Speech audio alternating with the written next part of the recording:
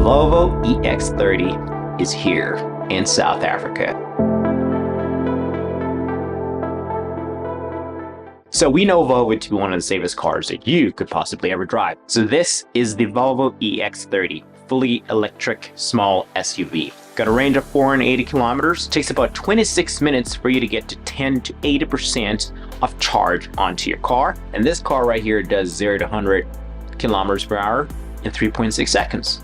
Eesh, BMW. Eesh, Mercedes. Eesh, so-and-so. And drum roll, the price of this car is actually coming in at a very friendly 780,000 Rand. That's someone's yearly salary right there. It's not really expensive compared to its other, competitors out there. You got your BM iX lineups, you got your Mercedes-Benz. Volvo has been competing with Mercedes and your BMWs and your Hyundais and whatnot. But this car is coming in at a very sweet spot, sort of a price tag here. In my opinion, I think it's fairly affordable given what it can do. It's not as spacious as you want it to be given the amount of money that you're paying for, for this thing, but it is gonna get you from point A to point B quickly, faster, quieter, more efficiently, and it's just more dynamic. Let's talk about the first thing first, design. Design is really that first thing that you notice. It's an identifier when talking about EVs. You can't talk about EVs without talking about design. Who's a car for design-wise? I think it's designed. When it comes to Volvo and design, I think they do very well in designing cars that technically fit all sorts of age ranges. Really, for me, people my age are going to be driving the car for sure. Your 30-year-olds, 40-year-olds, 50-year-olds, even your grandma, your grandpa could easily get into this car and drive it. What I like about the design, especially outside, is that it's very simplistic. There's a very simplistic approach that Volvo took here, but at the same time, it blends with the environment around and about it, right? So if you were to take this car out to Cussie, it blends in, but at the same, it's not too overly engineered that people would be like, oh my word, here's a spaceship from the future, we can't even recognize what this is. No, it still has that Volvo signature to it, which I can't quite tell what it is, but when you take a good look at the car, you're like, okay, you can tell it's been designed by Scandinavian engineers and Swiss engineers rather. So it's a very unique sort of design to Volvo. And at the same time, you look at the interior also is given the same thing. Simplistic approach to design. Design follows form and form follows function. At the end of the day, you have an engineering product that's not just only easy to use, but functional, dynamic, gets the job done, and you get perks on top of that. You get high safety features, you get all these sort of benefits from electric cars. You also don't have to charge it that much. I mean, literally, you have to wait just 23 minutes for it to move from 10 to 8% on your charging capacity right there. I think it's a pretty great buy, in my opinion, if you're looking to move from fuel cars to electric cars. I have personally outlined why people should be buying electric cars. In fact, I'm advocating for people to buy electric cars. I know they're expensive right now, and your average salary in South Africa is not looking too good for anybody to be affording this car, but it's the way to go. So, talking about the interior of the car, well, this baby right here is equipped with a sound bar that is stylish, and it's got a centerpiece of a high-performance audio system embedded right within the cockpit. And then you got the Park Pilot Assist feature. This helps you park your car effectively, automatically, so the car can actually literally just park itself. You just need to tell it in the app, hey look, park my car, I'm at the mall, do it by yourself, and it will just do it.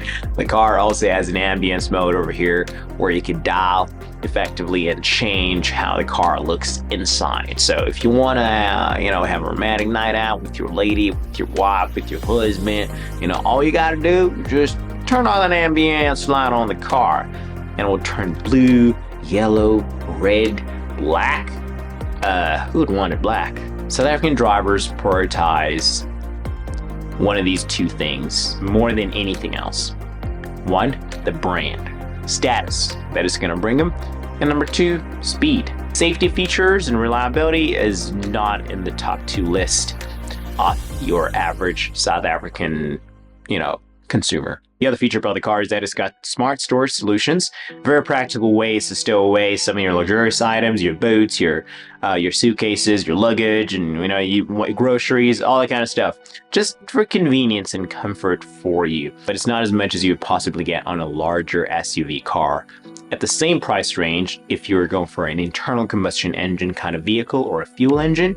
The other thing about this car is that it is the epitome of where the future is going in terms of IoT, Internet of Things, and how different devices get connected with each other. And a car, again, I asked a question not too long ago on this channel about what is a car. It's no longer just the machine that takes you from point A to point B these days, and Volvo right here has defined that. It is what you make it out to be, really, at the end of the day. Car today is not only just your car, it's your phone device, it's your conference room, it's your sleeping room. Yeah, sleeping room. It's your cinema room. It's your speaker. It's your sound system. It's your entertainment area. I'm telling you, it's many things these days, and it's become such a smart machine. Honestly, in my opinion, this is not just a fully electric car. It's a smart, fully electric car. Difference right there. Big, huge difference actually right there. I think Volvo has done a great job in bringing us a well-priced electric, fully electric vehicle, small enough to accommodate, starting families as well as established families really out there, frankly speaking.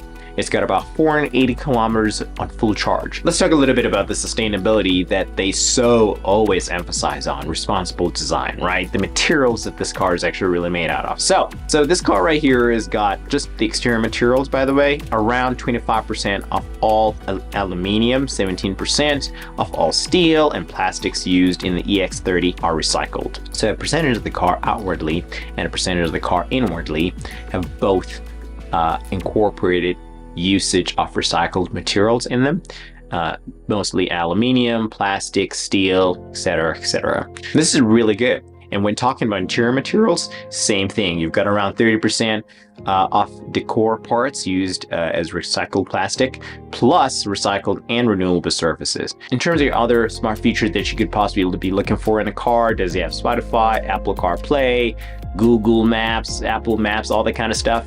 This car has got it all. Now, would I buy this car personally? That's a real question. AV, would you buy this car? Personally, I would not buy this car right now. Not because it's not capable or anything. It's really not about the car itself to me. It's about the infrastructure that's just not ready for any electric cars right now in its full form. Especially given that I'm from the Eastern Cape province. Eastern Cape is pretty far out, guys. It's about 1,000 kilometers away from Joburg. Joburg is where I work. But later in the year, or even during the year, I want to be able to take my car and drive it down wherever I want. I want to be able to drive my car without having to go through the trauma of, oh no, I left the charger at home. What am I going to do? You can't even go around borrowing chargers from other people to get your car going from point A to point B. If you're stuck, you're stuck. You're going to have to get insurance to come tow your car or something like that. But in any case, some insurances might just give you problems because you're driving a fully electric car. And I just think that infrastructure-wise, it's easy to forget a charger. But the moment you get stuck in a fuel car anywhere, you can at least find the nearest petrol station or gas station around or fill up your gas and you're good to go back on the road. But the risks of owning an electric car right now sort of outweigh the risks of owning a fuel car. I'll leave it at that for now. You guys let me know in the comment section down below whether or not you would buy this particular model right here, a fully electric car, and why. Why would you not buy it? Why would you buy it? And would you recommend it to somebody else as well? I think it's a pretty great car. Don't get me wrong. I just think it's just ahead of its time in South Africa. All right, until next time, I've been AVP. You guys take care.